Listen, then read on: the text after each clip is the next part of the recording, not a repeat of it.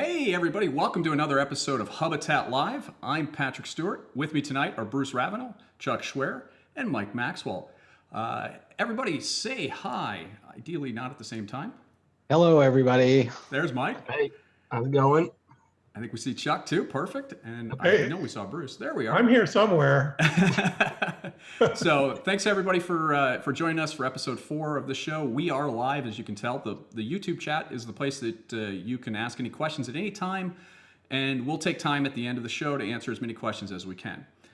On tonight's show, we are going to talk about some exciting things that we're doing around here at Hubitat. We've got a couple simple features that we've added to Portal.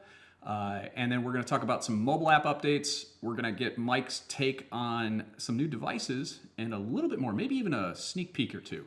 So let's go ahead and switch over to my desktop here and see if we can do that. By the way, special thanks to my daughter, who is actually manning the control center right now, and Adam, who's also helping with our chat. So one of the things I want to talk about is we launched our new portal. We talked about that on a previous episode.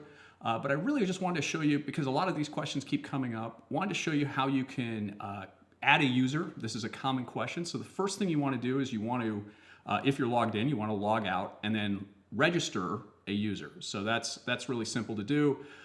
You just add a user, you sign up, confirm your account, and then when you log in with your master account, you can go to My Hubs and pick any hub that you have. I have quite a few because I test. But then when I click on this, all I need to do is type that email in here, and I can add a user as a guest, and I can promote or demote them. And the reason you want to do this is because then that person is able to access the mobile app and access that hub. So they can set up a presence device for geofencing, they can access dashboards, and they can receive push notifications. And I want to show you a new feature that we added here. We didn't really announce it too much. Actually, there's 2 features in here, but I'm going to show you one tonight, which we actually now provide you the dashboard links for both the cloud and the local dashboard links to the menu. This is the same exact menu that's in the mobile app. So if you don't have the mobile app and you want to get to a dashboard menu, now all you need to do is go into Portal, log in, find your hub, and go ahead and click on either the cloud dashboard menu or the local dashboard menu. So one other thing that I wanted to show you, this is kind of, we talk about Easter eggs. I'm going to go to my own personal account here real quick, and I'm going to show you a little hidden route here, which we call hub/register. And hub/register will tell you who's registered. So you notice that this matches up with what's right here. And the reason this is important, and this is one of these tips that we want to get out to people, and we've added it to Portal, but one of the things people don't realize is that the username or the email is case sensitive. Now you notice I type everything in lowercase, but if I wanted to actually take a look at what my account, when I originally registered my hub, all you got to do is go to this hidden route, hub/register, and that'll tell you exactly the case of your email, which matches to your Portal login. So that's what's new with Portal. Not a whole lot of extra stuff there, but just some nice little features, and we hope to expand on what's going on there too. The other little trick here is now the IP address of your hub is also a clickable link, so you can go right to it as well. All right, let's see. Again, if you have any other questions, and I see we got a couple questions starting in the YouTube channel, I appreciate that. Ask away, we'll answer them at the end of the show. Bruce, hey, I want to do a new segment here. I want to do something called Bruce's Sneak Peek, right? What do you think, Bruce? Do you got anything you could potentially show us? Oh, he is muted. Well, we're not allowed to talk about anything that we haven't released, Patrick. I know. We can't talk about it. No, but maybe we could show something without talking about it. So nobody say anything. And you'll only get like 20 seconds to look at the screen. So here we go. All right, now, any luck? Whoops. And if people don't believe us, this is Bruce's personal hub that he does all of his development work on. All right, so here's a little development version of Rule Machine sitting here on my hub. We'll just open it up and look quick, because it's not going to be there long. Whoa. Whoa. You all see that? I don't see anything. Okay. Well, you can't talk about it, even if you see it. Well, that's been Bruce's sneak peek. Yeah, great. Yeah, Thanks, Bruce. Can't talk about it, but Well, yeah, nothing to see here. Nothing to see here. Move Definitely. along, people. Move along. That's right. So I wanted to talk. We've now had the mobile app out for almost a month, a little over a month actually, and wanted to talk about a couple things. A couple updates rolled out to both the iOS and Android side. Mostly are bug fixes. One of the big additions was we heard you. The geofence is now allowed to be smaller. We are going to add it to allow it to be bigger at the next update of this. And you'll notice in the app, you can now see the geofence status right on the map, whether you're in the fence or not. That's a nice little extra feature there.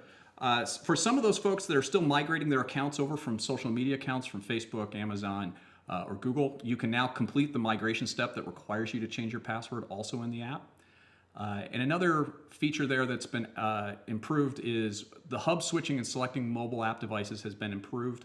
And on the Android side, and this was a big request, and it kind of was a little goofy, is now the dashboard, when you're in dashboards and you go deeper into dashboards, the Android back button will now take you back like a browser would. And so that's vastly improved. And we did improve the debugging, and this is something that I'm just going to ask, when you are having any kind of issues or something, it really helps to get as much detail as we can from you. And we really appreciate everybody with their help in trying to identify some of these bugs. As we know, sometimes Android is much harder to debug because there's literally, I think, 8,000 some different devices out there. And it's tough. It's tough to support all of that type of stuff. But we are continuing to put a lot of effort into finding those bugs and then knocking them out. And we'll be slowly adding some features to the mobile app over as time rolls on here. So now let's switch to a topic that I know, Mike, you're kind of anxious to talk about here tonight. You've got some new interesting things, some devices, right? So let's hear what you got tonight, man. Well, that's not what I was originally going to talk about, but okay. What? You're going to change it up on us? No, I can. There we go. There we got the bunny cam. Originally, I was going to talk about Decora-sized button controllers. So I'm going to cut my 2.5 hour speech on those down to about 5 minutes, and then I'm going to dig out a box of stuff that showed up on the front door today. So there's currently only 3 different companies that make button controllers that'll fit in a standard size Decora outlet, which is this guy right here. And also known as like a paddle size, right? Yeah, right, paddle size. So this particular one is made by RGB Genie, and then from Adora Smart, and I'm sure I've massacred that, they have 2 different styles of little, oops, no, I have to return that one now.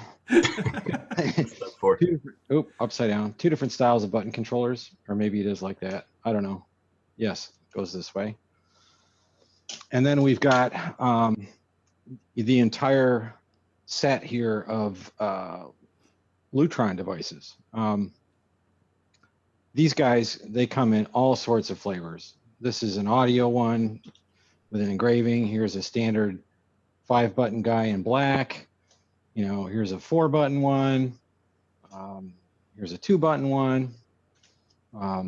These also come with fantastic accessories. They come with these little pedestals that they call them. Here's one in black. Here's a white pedestal. And the button controllers themselves have a little clip that's got a sticky bit, or you could mount it on a wall, or you can slide it in here like that. Or for an extra $5, which I believe is a ripoff, but there's no other option, you get this little guy, which then allows you to take this thing and mount it inside of an existing box or directly on a wall, right? Cool. So from a rating standpoint, if you're only going to buy one or two different button controllers, then these two guys over here would probably fit your bill. The AduraSmart ones are $20. This one is 30. I actually have this one connected right now. So now I'm doing touch hole dimming, turning it off. Ooh. So this guy here is a ZLL. For those that don't know, it supports TouchLink. When it joins our hub, it doesn't do that anymore. Some TouchLink devices have a tendency to disappear off the face of the planet and require one or two button pushes initially if they haven't been used in a long time. This one does not do that. This guy stays online all the time. They don't actually disappear. They just drop from the mesh, right? No, well, disappear, drop from the mesh, take the day off. I don't know what you want to call it, but they go to sleep. They get marked as kind of like not there, and usually the first button press is required to wake them up and get them back on the mesh. This one doesn't do that.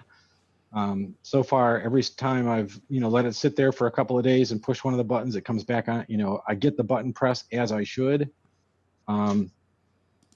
These guys have the issue where if, depending on the type of repeater you've got, and they don't seem to like the Centralite repeaters, it might take two button presses for this guy to come back online, which is unfortunate. Yeah. So from that perspective, I can only give the AduraSmarts 4 carats, and they get 4 carats because they're only $20. What happened to my focus? Well, this guy here, I'm going to give 4 carats too. Functionally, it's a 5. I'm not particularly in love with the engraving. It looks, I don't know. It just kind of looks weird to me. But like I said, functionally, it's perfect. And it dismounts as well. So you can, magnetic mount and whatnot. The Picos, as you all know, we love them. I have a ton of them. I have a ton. Yeah. Yeah, exactly. They're always going to get a 5. The disadvantage with the Pico, if there is one, is the fact that you need to have a separate Pro bridge, with a dedicated Ethernet port to run it. You can get these for about $90. Yep. Once you've got that done, you can pick up, the 2 standard white Picos for $15. Not this one. That's the audio one. Here's the standard 5-button one, 4-button one. These are available for like $15 a pop. So once you get over the fact that you need the bridge, you have all kinds of cool options you can do with these. And like I said, if you want the ones that have the cool engraving for shades or fans, or all of these are available. They're not $50. They're anywhere from 30 to 40 bucks a piece. So there you have it. Obviously, Lutron stuff. It gets 5 carats all the way around. Fantastic stuff. So that's it for button controllers. Now I'm going to dig out my box of stuff that I got today, and I'm just going to completely make a mess out of this. Okay. This is Hubitat Live unboxing. Yeah, it really is. It really is. And I've got some of the stuff kicking around. These guys are from Canada, and I think what happened? One of the thermostats took off. These guys are from Canada, and they sent us their entire product line. Now, okay, big deal. So what, right?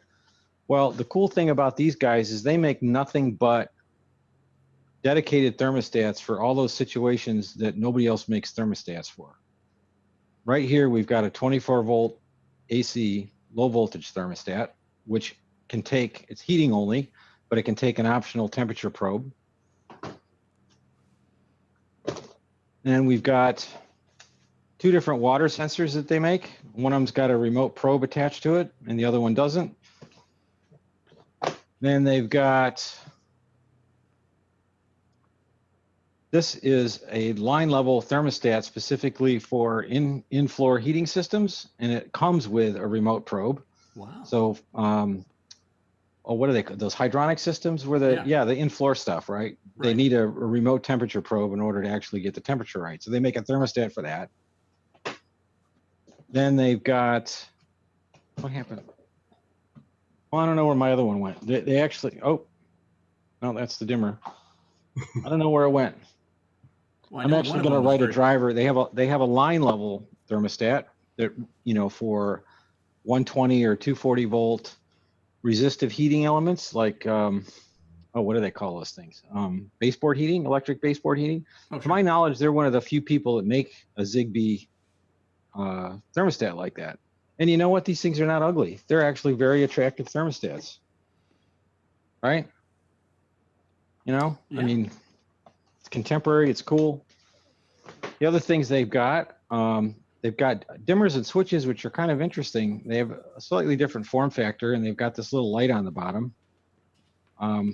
Yeah, I don't know. I don't know if I'd fill my whole house with these or not.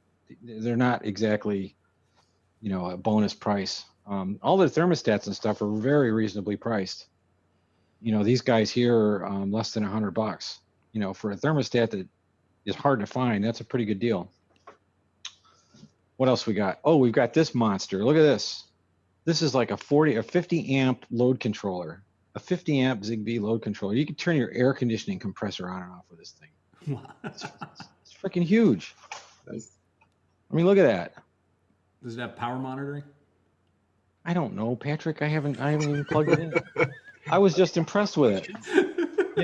I asked Chuck that. He goes, "Hey, you want some stuff from these guys?" And I went to their website and I said, "Oh, this is cool. Have them send me whatever they want me to write a driver for. They send me the entire product line." So, I mean, look at this thing, right? Look at this thing. Now, is that a freaking shutoff valve or what? That's a I love shutoff it. valve. Look at this bad boy. Is that a 1 inch or is that a 1/2 inch? It's 3/4. 3/4. Oh, nice. You could kill somebody with this, literally. All right. Right? That's Now, a ringing this- endorsement from I'm in the Mr. basement Maxwell with there. the water shutoff valve. I know. I'm gonna deploy this one. This one's not gonna sit on the shelf. This thing is like $280 or something. I'm excited about this. We've got a quote for him. You could kill somebody with this. Yeah, exactly.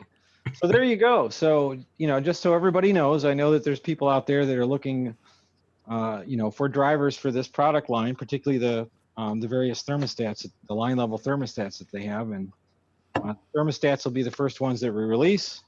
I'm not going to talk about when they're going to be available, but just to let you know that I am working on them. So there we go. Great. Well, thanks, I Mike. made a mess. Well, that's okay. So you're working on the drivers. That's going to be relatively soon, and Well, hopefully yeah, that I will- have to go downstairs and find I have to steal a resistive heater from my wife's oldest daughter. Oh, nice. I understand your have wife actually gave it a ringing endorsement too, that she liked the form factor as well. Yeah, I know. She wanted to replace the Zen with it, and then I come to find out that it's not AC capable. So I haven't broken the bad news to her yet. Well, she's watching this, so now she knows. So for those that may not be familiar with the term, it was originally coined the wife acceptance factor. We now call it the spousal acceptance factor, but it's a critical part of home automation, and it's really kind of the benchmark. I think we all measure whether or not something works for us or not is whether or not our significant others will accept it and use it. And Mike, you've got a great challenge there.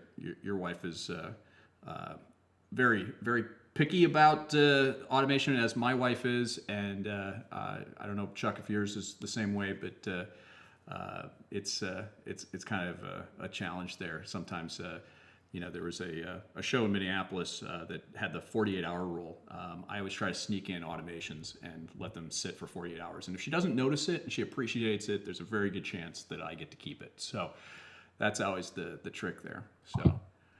Well, we got a little bit of extra time here. I just wanted to quickly talk about our 2.1.1 update. I know, Bruce, you had posted to the forums the criticality of updating to at least 1.2.2, I think is the current version available.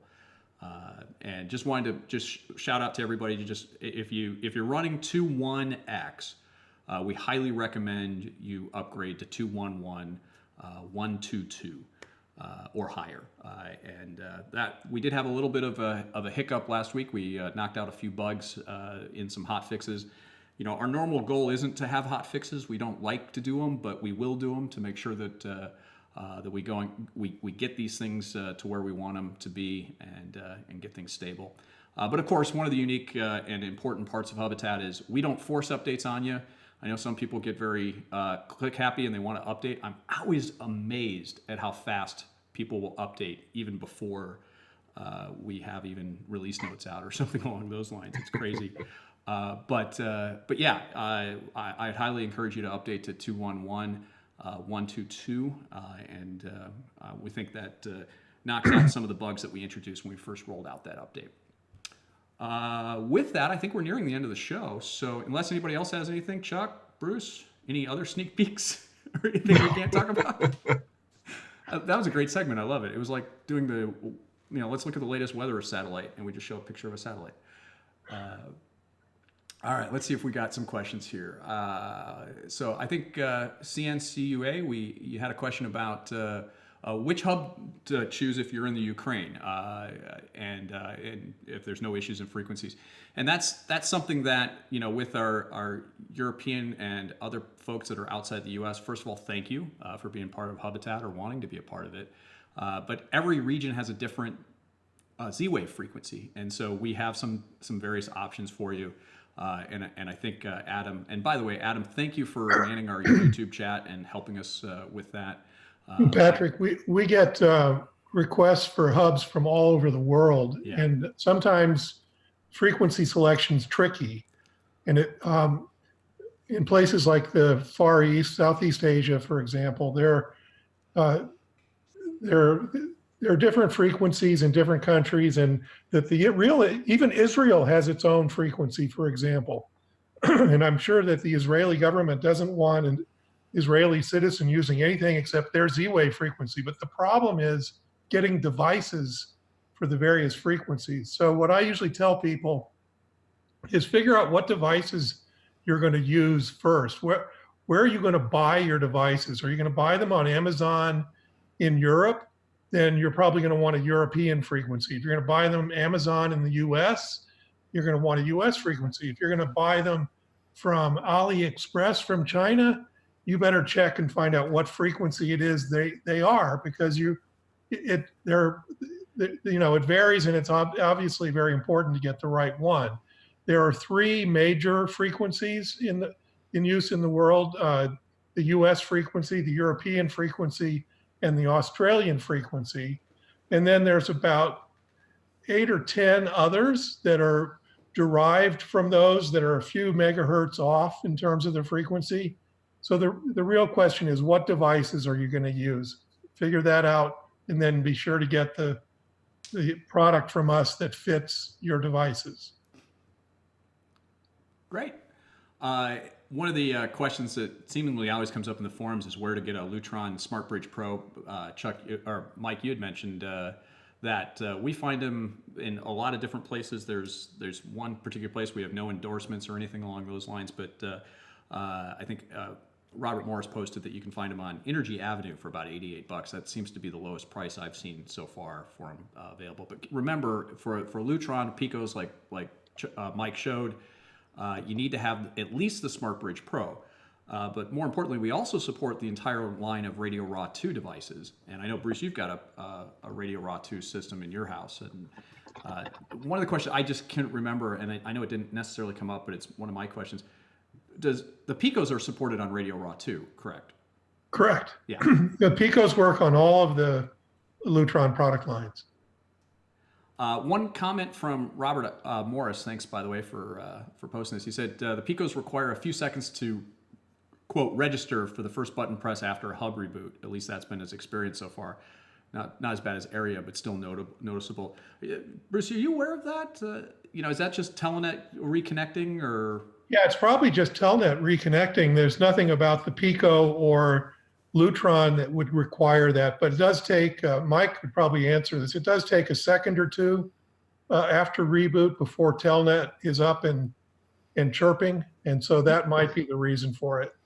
Yeah, if you're going to do a firmware upgrade, just do the upgrade, come back in 2 minutes, everything will be fine.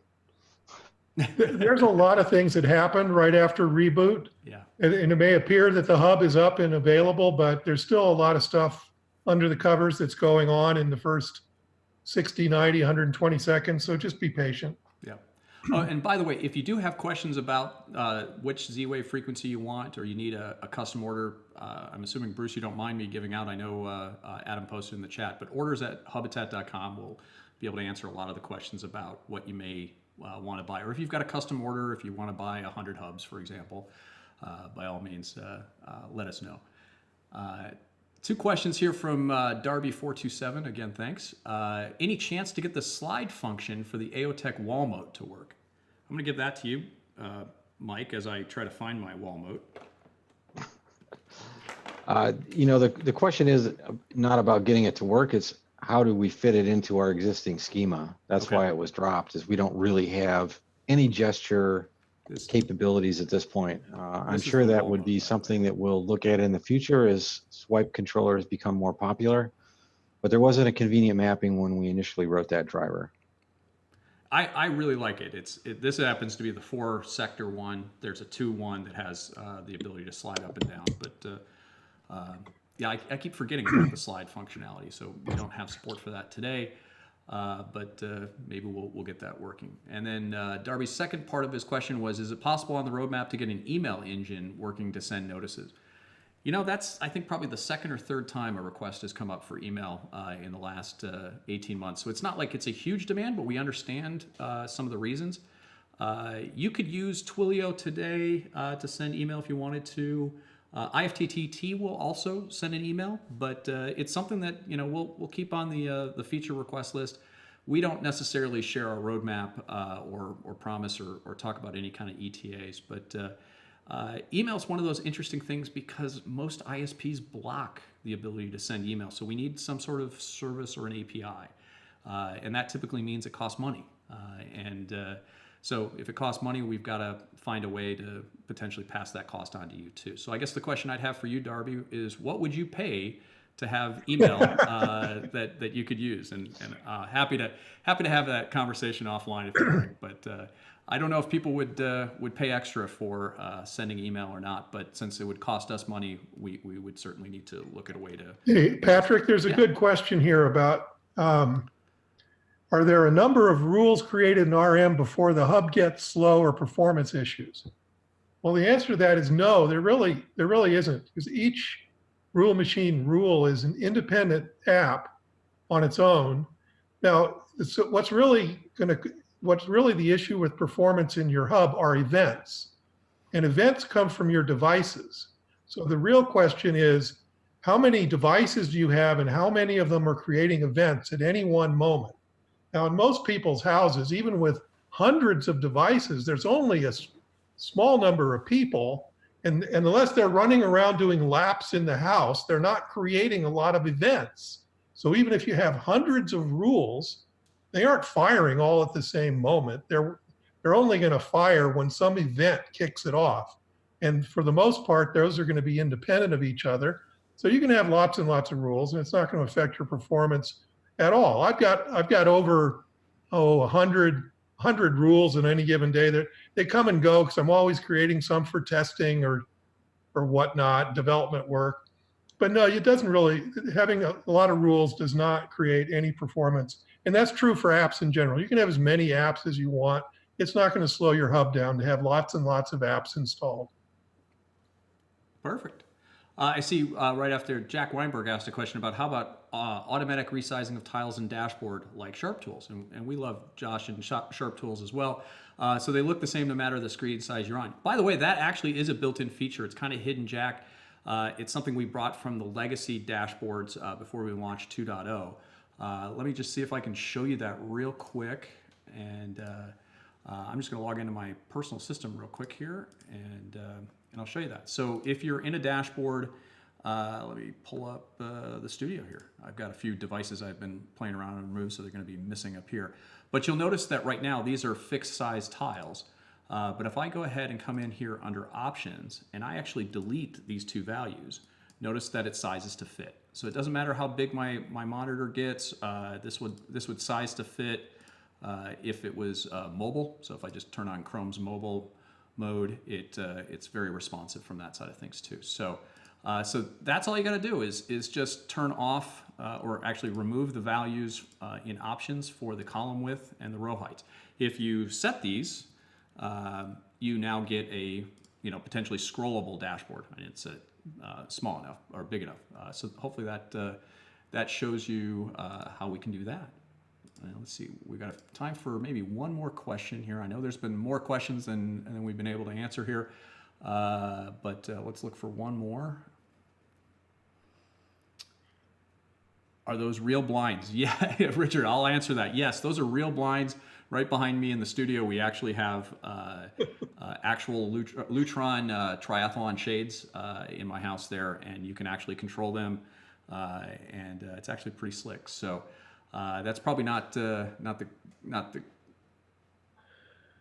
Okay, well, appreciate your. Oh, actually, Google is waking.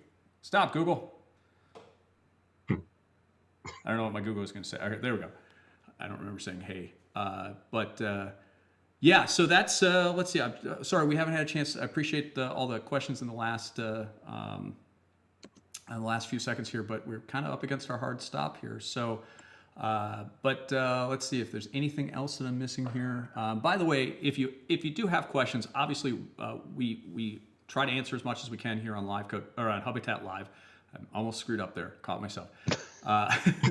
All this week I've been calling it a show I used to do, years ago. But go to our forums, community.hubitat.com, post your questions. All of our staff here is on the forums. Some of them may not post all that often, but we do read almost every post that we can. Happy to answer that. You can PM us on the forums as well if you've got anything that you don't want to talk in public. But I'm going to wrap it up here and just say thanks everybody for joining us tonight on another episode of Hubitat Live. Please join us for the next show in 3 weeks. Well, because 2 weeks from now would be the 4th of July, and I don't think we're going to see a whole lot of people on the 4th of July. So happy 4th of July for those in the U.S.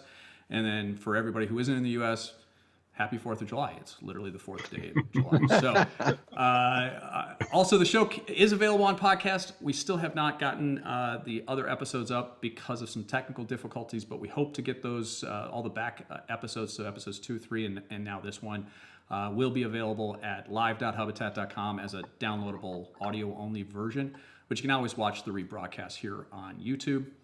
And let's see, what else? Yeah, I talked about our community and our official Facebook group. We'd love to have you there. And of course, thanks again to Bruce, to Chuck, and Mike for joining us tonight. And for those behind the scenes, Adam and Rachel for helping us making this live production as successful as it has been tonight. And that's been great. I don't think we had any major technical glitches this time. So I think we've got the kinks worked out. So I'll just say it one last time. If you'd like to be a guest on Hubitat Live, we're happy to have you on. Hey, we're happy to have your products on, as Mike talked about it. Mike's pretty honest, and it's exciting to just literally unbox something that showed up on his doorstep. I think about 3 o'clock today. So yeah, exactly. 3 o'clock. That's about as live as you can get. So again, feel free to drop me a note in the community. Email me at patrick@hubitat.com. And as always, thank you for watching, and we'll see you next time. All right, guys.